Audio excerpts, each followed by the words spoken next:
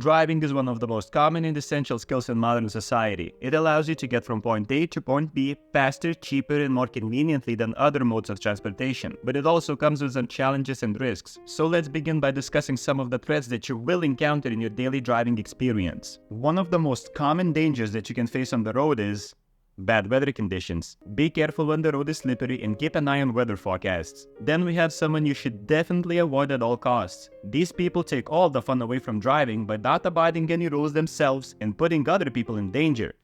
Drunk drivers. And of course you need this thing just in case something unexpected occurs and there's no one to help you. Car tools. Now let's talk about getting a driver's license. You will need to prove your worth to a stranger who you pay money to drive him around and judge your every move. You also have to pass the written test, which is usually multiple choice and covers topics such as road signs, rules of the road, traffic laws, and what kind of carriage can you pull on the right side of the highway at 2 p.m. If you pass both tests, you will receive your driver's license and you can finally start crashing your mom's car. But having a driver's license does not mean that you're a good driver. It just means that you're a legal driver. And remember, just because it's legal and you can, does not mean you should. To be a good driver, you need to practice and improve your driving skills constantly. You also need to follow some basic principles that will help you drive safely and efficiently. Here are some of them. Always wear your seatbelt. This is not only required by law in most places, except for New Hampshire for some reason, it's also proven to reduce the risk of injury or death in case of an accident. In my opinion, one of the biggest benefits of wearing your seatbelt is that it prevents you from being scraped off the road with a shovel by the cleaning crew. Also, it kinda feels like she's holding you again, so make sure you wrap it tight, kings. Always use turn signals, check your mirrors and blind spots before changing lanes or turning. Disclaimer, this one of course doesn't apply to BMW drivers, but to the rest of you mere mortals, this tip will help you avoid hitting other vehicles or pedestrians that may be in your way. Always obey the speed limit in traffic lights. This will help you avoid getting tickets or fines that may affect your insurance rates and driving record. It will also help you avoid collisions or injuries that may result from speeding or running red lights. Now this one will lose you some street cred, but you can make it up by visiting the ones who didn't listen to this tip.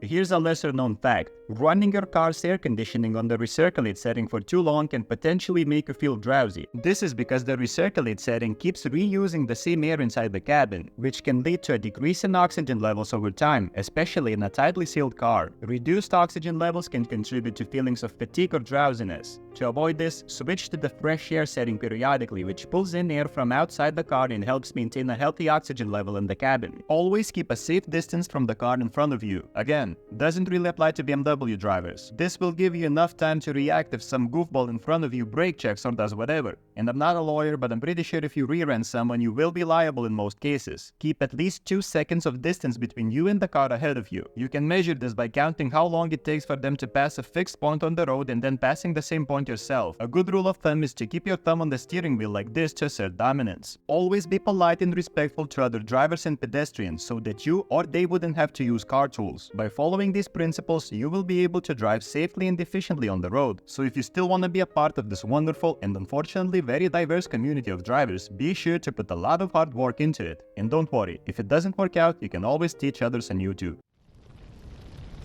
Until then, be sure to like this video, share, subscribe, and all that good stuff.